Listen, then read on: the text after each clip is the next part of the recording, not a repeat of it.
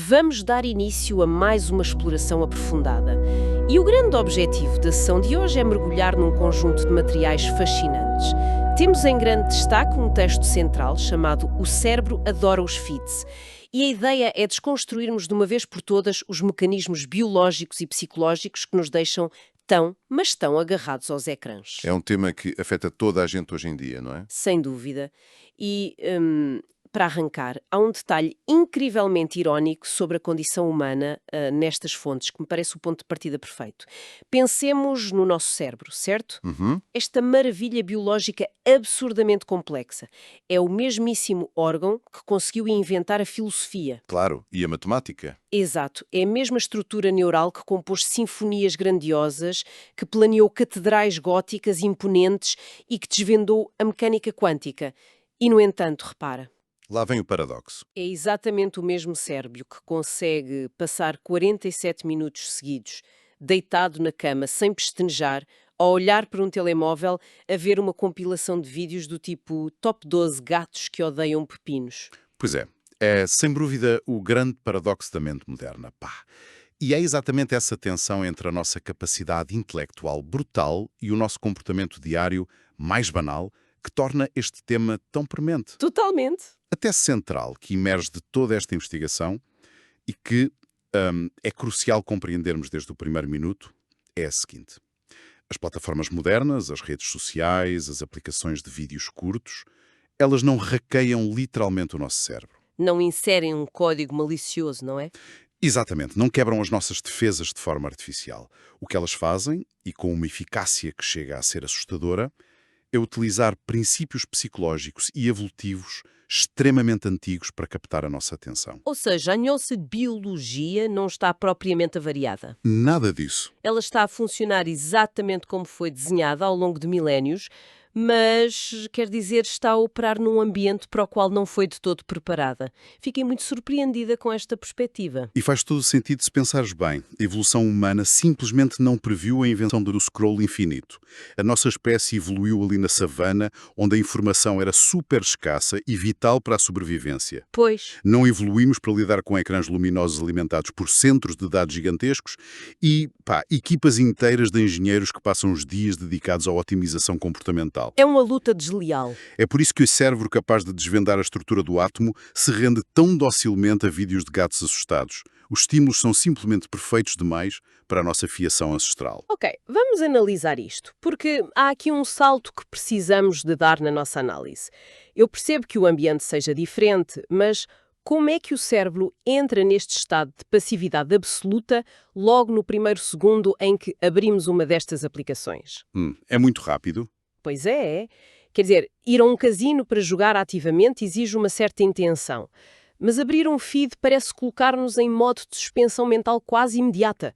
Como é que isto acontece tão rápido? O que entra em ação nesses primeiros segundos é um dos motores mais poderosos do nosso comportamento evolutivo. Estamos a falar da recompensa imprevisível. A dopamina, certo? Exato. O nosso sistema dopaminérgico, que é a complexa rede de circuitos no cérebro responsável pelo desejo, pela motivação, pela busca, reage de forma incrivelmente mais intensa à antecipação de uma recompensa do que à recompensa em si. Espera aí. Então, o pico de dopamina não acontece quando vemos o vídeo incrível. Acontece no momento antes. Precisamente. O poder está inteiramente no talvez. Uau! O poder do talvez. Sim, e na biologia evolutiva isto faz todo o sentido.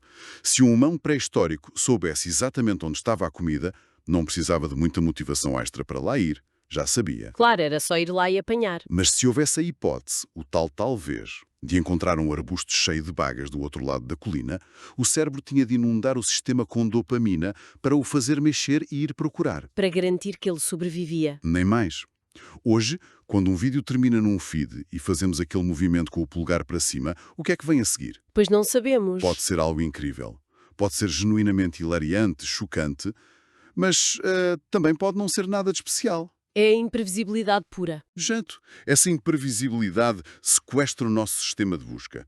É o mesmo princípio exato que mantém as pessoas agarradas às slot machines num casino, ou que nos faz olhar ansiosamente para o ecrã do telemóvel quando ouvimos o som de uma notificação. É muito forte. A expectativa da surpresa é um estímulo biológico quase impossível de ignorar. Certo, percebo perfeitamente. Mas repara, jogar numa slot machine exige ir ao casino, gastar dinheiro, puxar uma alavanca física, exige alguma energia da nossa parte. E o que me fascina neste material é a ideia de que o custo mental para consumir este conteúdo digital hoje é absolutamente zero. É nulo. E faz todo o sentido. Antigamente, e nem preciso de recuar um século, basta pensar em há 10 ou 15 anos, ver algo exigia um certo esforço cognitivo e fricção. Era preciso escolher um DVD na prateleira ou procurar um programa no guia da televisão. Sim, tinhas de decidir ativamente o que assistir. Exato, havia uma barreira enorme entre a vontade de ver algo e o ato de efetivamente começar a ver. Hoje é um deslizar de dedo. Ou, quer dizer, nem isso, porque a reprodução automática faz o trabalho todo por nós. É o verdadeiro automatismo. É como, lembrei-me desta analogia ao ler as fontes. Pensa num escorrega aquático num parque de diversões. Antigamente o entretenimento era como ter de subir as escadas todas do escorrega. De grau a degrau, ponderar, escolher a pista. Exige esforço físico e mental. Boa analogia. Hoje, o modelo de feeds é como se nós já nascêssemos sentados na água, lá no topo do escorrega. A gravidade empurra-nos para baixo e faz o trabalho todo. Não precisamos de fazer literalmente nada. O que é fascinante aqui é a exame orgânica por trás dessa extrema poupança de energia. É que o cérebro humano, apesar de representar apenas cerca de 2% do nosso peso corporal, consome cerca de 20% de toda a nossa energia metabólica. 20%. Sim, é um órgão caríssimo de manter. Portanto, ao longo de milhões de anos de evolução, fomos rigorosamente programados para conservar energia, sempre que possível. Tomar decisões, ponderar escolhas, planear, tudo isto queima muita energia. Então, quando não precisamos decidir nada, o cérebro adora. Claro, quando o design de uma aplicação retira o custo da decisão da equação, a inércia mantém-nos em movimento. Não precisas de escolher ver o próximo vídeo. Precisas apenas de não tomar a decisão de parar. E não tomar uma decisão gasta zero energia. Zero. É o teu escorrega cognitivo em ação. Nesse escorrega, empurrados pela gravidade. O que é que nos faz parar? Como assim parar? Porque, na prática, nós travamos. No meio daquele fluxo interminável a descer, nós paramos num vídeo específico. Vemos uma miniatura específica e vemos o vídeo até ao fim. Por que é que não continuamos simplesmente a deslizar para sempre num borrão? Percebo. Para te explicar isso, imagina que eu te digo agora mesmo que, ao ler estas fontes, descobri o mais bem guardado e obscuro segredo sobre a forma como a tua mente funciona. Ok. Um segredo que vai mudar tudo na tua rotina diária. Mas só te vou contar nos últimos 30 segundos desta nossa exploração aprofundada. Ok, isso é incrivelmente irritante. Não é? Fiquei logo com uma comichão no cérebro. Agora não vou conseguir pensar noutra coisa enquanto estivermos a falar. Isso que estás a sentir agora mesmo é o efeito Zeigarnik em tempo real.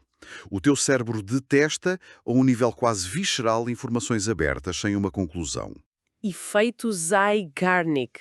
Interessante. Foi a psiquiatra Bluma Zeigarnik que descobriu isto na década de 1920. Ela percebeu que os seres humanos têm uma tendência muito maior para se lembrarem de tarefas ou informações incompletas do que daquelas que já foram concluídas. Deixa lá uma espécie de aba aberta na cabeça. Exato. E os criadores de conteúdo dominam isto de forma instintiva. Pois é por isso que vemos aqueles títulos do género "Vê até ao fim" ou "A verdade sobre". E o famoso clickbait nas miniaturas, claro. Exato. Nós clicamos não porque o tema seja vital para nós, mas porque precisamos de fechar o ciclo. A melhor forma que eu encontro para ilustrar essa tensão é com a música. Pensa na tua banda favorita a tocar ao vivo. Estou a imaginar. A música está a crescer, o baterista está a aumentar o ritmo, o vocalista atinge a nota mais alta, estamos milissegundos antes daquele refrão explosivo e o som falha por completo. Ui. Fica um silêncio sepulcral no estádio. É um desconforto físico até. Exato. O acorde fica ali a ecoar na nossa cabeça, o cérebro fica pendurado à espera daquela última nota para poder finalmente relaxar e fechar o padrão. É uma excelente comparação. Essa tensão musical é exatamente a mesma tensão cognitiva que um título incompleto ou um início de vídeo muito abrupto cria. Nós ficamos a ver o vídeo de 12 segundos porque precisamos da última nota daquela narrativa para podermos seguir em frente e voltar a deslizar no nosso escorrega. E é precisamente na duração e na estrutura dessa narrativa que está o grande truque de tudo isto. Porque estes vídeos não são longas dissertações abstratas. O formato de vídeo curto oferece uma dose perfeitamente destilada da experiência humana mais fundamental, que é a história. A narrativa. Começa rápido, estabelece uma tensão imensa, o efeito Zeigarnik de que falamos, e entrega uma resolução gratificante numa questão de segundinhos. O nosso cérebro ama narrativas. Nós evoluímos a transmitir cultura, perigo e sobrevivência, a contar histórias à volta das fogueiras pré-históricas. Claro, as histórias são a nossa cola social. Sim, e essa mini-dose narrativa de um feed apela diretamente a essa herança ancestral de partilha em comunidade. A diferença brutal é que, nos tempos das cavernas, tínhamos uma fogueira e talvez uma grande história contada pelo ancião de tribo durante a noite toda. Hoje, essa fogueira digital recarrega e lança uma nova faísca ao nosso cérebro a cada 12 segundos, horas a fio. É uma saturação completa dessa nossa necessidade básica. E isso leva-nos a um patamar ainda mais profundo e, francamente, mais complexo de toda esta mecânica. Medo. Já estabelecemos como a atenção é capturada de forma genérica. A promessa imprevisível da dopamina, o custo energético zero, do tal escorrega cognitivo e a curiosidade compulsiva do efeito Zeigarnik. Sim. Mas há um fator que explica por que razão isto é tão difícil de largar num dia mau. Há uma camada de personalização invisível que nos ataca precisamente quando estamos mais fragilizados. Aqui é que a coisa fica mesmo interessante. E confesso que levantei a sobrancelha quando li esta parte dos documentos. Porque, para ser honesta, eu sempre assumi que o feed me mostrava um vídeo de culinária, sei lá, porque eu vi um vídeo do Gordon Ramsay no dia anterior. Pois, associação temática. Ou mostrava-me coisas que estavam simplesmente nas tendências mundiais. Mas as fontes dizem que o algoritmo não é só uma montra de vídeos. Dizem que ele aprende o nosso sistema nervoso. Espera lá. Ele mapeia a nossa biologia. Isso sou um bocado a ficção científica. Parece, mas não é? Estás a dizer-me que um bocado de código algures na nuvem sabe se eu estou cansada? É exatamente isso que estou a dizer. Mas atenção, não através de magia, não é. E sim através de dados comportamentais microscópicos. O algoritmo não está apenas a olhar para os temas dos vídeos em que tu clicas, ou para os teus likes ou partilhas. Então olha para quê? Ele está a medir métricas invisíveis. Ele registra uma pausa minúscula de meio segundo enquanto o teu dedo desliza sobre um determinado tipo de conteúdo. Mede a velocidade exata com que faz scroll. A velocidade do meu dedo? A sério? A velocidade do dedo, sim, detecta o ato de voltares atrás para rever apenas um segundo de um vídeo de alguém a cair. E repara quando largas um vídeo a meio, porque a tensão foi demasiada, ou quando vês um vídeo satisfatório de alguém a cortar areia cinética 3 vezes seguidas. Oh, uau! Iteração após iteração, processando milhões destes microsinais, o algoritmo constrói um perfil incrivelmente íntimo do teu sistema nervoso central. E isso acontece de forma muito mais agressiva à noite, certo? Porque as fontes falam especificamente sobre o nosso estado de fadiga. Se ligarmos isto ao panorama geral da neurobiologia, faz todo o sentido. Pensemos no que acontece quando chegas ao fim de um dia exaustivo. Estou a imaginar. Tiveste de tomar decisões do trabalho, gerir emoções, enfrentar o trânsito. Talvez estejas a sentir stress, ansiedade ou até solidão. Nesses estados, o teu córtex pré-frontal, que é a área do teu cérebro localizada mesmo atrás da testa, responsável pelo pensamento racional, o planeamento a longo prazo, o controle de impulsos. Basicamente a área do bom senso. Exato, a área do bom senso. Essa área está literalmente esgotada à noite. Há uma depleção de recursos. E o algoritmo reconhece esse padrão de lentidão nas tuas interações noturnas. Ele sabe perfeitamente que às 11 da noite já não procuras vídeos complexos sobre astrofísica. Pois não. E o espelho algorítmico percebe que eu preciso de algo para me anestesiar, no fundo. E isso responde a uma pergunta que me assombrava há imenso tempo. Qual? É que muitas vezes eu dou por mim ao fim de uma hora de scroll no sofá a pensar: eu nem sequer me estou a divertir, eu nem gosto profundamente do que estou a ver. Não há alegria ali? Nenhuma. Não é um prazer ativo. É uma espécie de dormência. Sabes, é quase como o ruído branco que se usa para adormecer os bebés. Há aquelas maquinetas. Sim, aquelas máquinas que fazem um som contínuo, tipo um aspirador ou chuva, que abafa os barulhos repentinos do mundo exterior e acalma o bebé. Para mim, estes feeds funcionam como um ruído branco altamente otimizado para as ansiedades adultas. Que boa forma de ver a coisa. Eles suspendem o nosso ruído interior, o stress dos e-mails por responder, as preocupações com o dinheiro, os problemas de saúde. Fica tudo anestesiado. E essa analogia do ruído branco é muito precisa. O que o cérebro procura ativamente nesses momentos de baixa energia são atividades que sejam mecanicamente simples, altamente previsíveis no seu formato, mas que sejam suficientemente estimulantes ao nível da dopamina para afastar o desconforto psicológico momentâneo. Para não pensarmos na vida. É a tal anestesia leve que as fontes referem. O sistema não te quer eufólico, pá. Quer-te num estado de transe complacente. É um refúgio de baixo esforço. Então, o que é que isto tudo significa na prática? Porque, ouvindo esta análise de como o algoritmo funciona de forma tão minuciosa, o cenário parece um bocado sombrio. Um pouco sim. Temos um espelho perfeito da nossa biologia vulnerável, de um lado, e do outro temos o nosso pobre córtex pré-frontal cansado a tentar lidar com efeitos Zeigarnik e a dopamina infinita. Estamos condenados a deslizar no escorrega para sempre? Não de todo. Mas como é que se sai de um sistema desenhado de forma tão insidiosa para nunca nos deixar sair? O impulso natural da maioria das pessoas, o meu incluído, é tentar resolver isto dizendo assim: amanhã vou ter mais força de vontade, vou estar apenas 15 minutos no telemóvel e depois fecho logo a aplicação. E esse é o erro mais comum. E, infelizmente, é o menos eficaz. Não resulta. Confiar na força de vontade para combater algoritmos otimizados por inteligência artificial é uma batalha perdida à partida. Biologicamente, a força de vontade é como a bateria do telemóvel. Vai gastando. É um recurso finito que se vai esgotando à medida que o dia avança e tu tomas decisões. Se tentares usar apenas a disciplina para parar, estás a obrigar o teu córtex pré-frontal, que já está exausto, a negociar ativamente com a tentação repetidamente. Estás a gastar ainda mais bateria. Claro, a cada novo vídeo cativante, a cada 30 segundos tens de gastar energia mental para dizer não. É um desgaste brutal. É como a clássica luta contra os doces. Imagina que eu decido que vou parar de comer açúcar, certo? Mas chego ao escritório e ponho um bolo de chocolate incrivelmente apetitoso em cima da minha secretária, mesmo à frente do meu teclado. Passo o dia inteirinho a olhar para ele. Às 9 da manhã, a minha força de vontade está no máximo e eu digo um valente não. Estás fresca. Exato. Ao meio-dia ainda consigo resistir, embora já me custe um bocadinho. Mas às 4 da tarde, depois de 3 reuniões super difíceis e a sentir-me cansada e estressada, aquele bolo vai desaparecer num segundo. Não tem hipótese. O esforço mental contínuo de resistir dezenas de vezes acaba por quebrar a nossa represa. A solução realista não é inscrever-me num ginásio mental para ter mais força de vontade para resistir ao bolo. A solução óbvia é simplesmente não comprar o raio do bolo e não o trazer para a secretária. Sem dúvida. Modificar o ambiente, em vez de tentar modificar o teu caráter. O segredo sugerido por estas fontes e pelos especialistas é criar atrito físico e digital. Como dissemos antes, o teu cérebro vai sempre seguir o caminho de menor resistência. Tens de desenhar o teu ambiente de forma a que o caminho mais fácil seja, na verdade, não consumir passivamente. Como é que isso se traduz na prática, ali no ecrã? Algumas medidas são imediatas. Por exemplo, desativar completamente a reprodução automática.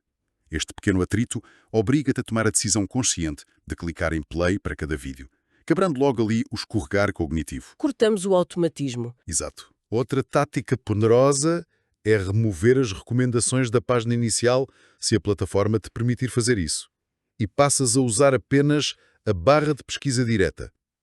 Ou seja, vou lá com uma intenção clara. Se eu quiser aprender a consertar a torneira da cozinha que está a pingar, escrevo isso, vejo aquele vídeo específico e saio, porque já não há mais miniaturas coloridas a gritar pelo meu efeito Zeigarnik ali à volta. Precisamente, entrar com intenção. Outra recomendação fascinante das fontes é a alteração do próprio ecrã para tons de cinzento. Podes aceder às definições de acessibilidade do telemóvel e fazer isso. Por o telemóvel a preto e branco. Sim.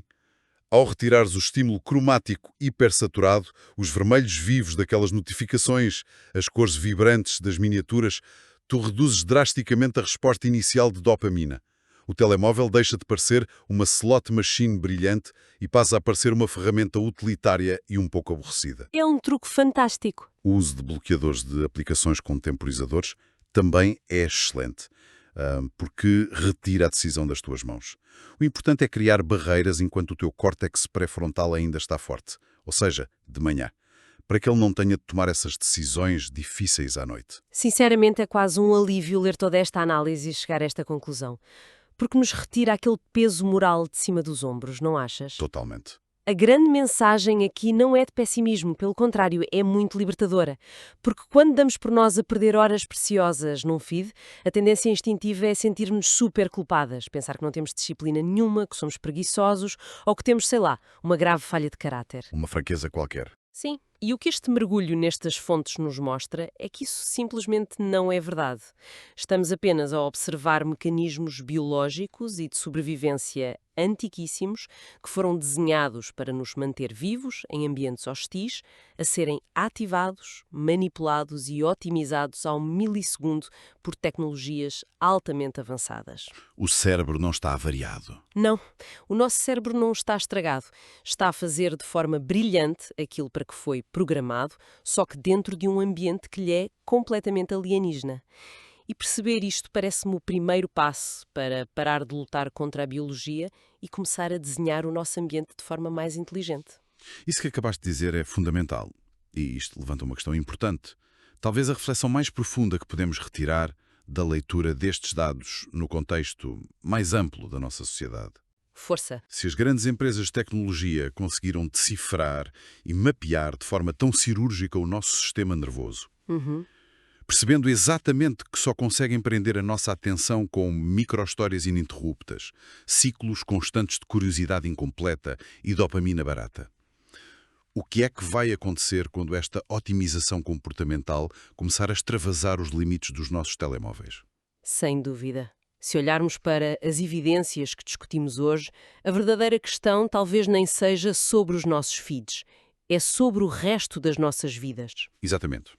Se estas plataformas já provaram estatisticamente que a mente humana moderna só se consegue focar de forma sustentada se a informação for fragmentada desta maneira, alucinante, o que é que isso dita para o nosso futuro coletivo? Pois. Pensa na escola, por exemplo. Como é que um professor no futuro vai conseguir ensinar matemática ou a história do século XX sem ter de simular constantemente o efeito Zeigarnik e, quer dizer, estruturar a sua aula como se fosse uma sequência de vídeos curtos? Vai ser impossível competir? Ou pensa no mundo corporativo. Terão as reuniões de trabalho, os e-mails e os relatórios de adotar esta arquitetura hiperestimulante só para que a equipa não desligue o cérebro a meio? É assustador. Ou pior ainda, num cenário muito mais íntimo, como é que isto vai moldar a nossa tolerância nas relações humanas? Será que o nosso cérebro, que agora está moldado pelo escorrega cognitivo, vai ter paciência para as longas pausas e para as narrativas lentas e super complexas de uma simples conversa de café com um amigo de longa data? É uma mudança total de paradigma. É uma perspectiva que muda o jogo todo. Deixamos de estar apenas a debater truques de produtividade ou de gestão de tempo para passarmos a debater a própria reestruturação da cognição humana para a próxima década. É um tema profundo que dá muito em que pensar. Muito mesmo. Fica o convite para refletir sobre que barreiras queremos construir no nosso dia-a-dia e em que tipo de ecossistemas digitais queremos passar a habitar de forma consciente. É um excelente ponto de partida para recuperar o controlo. Resta-nos agradecer a quem nos ouviu ao longo de mais esta jornada fascinante de exploração. Até à próxima análise profunda.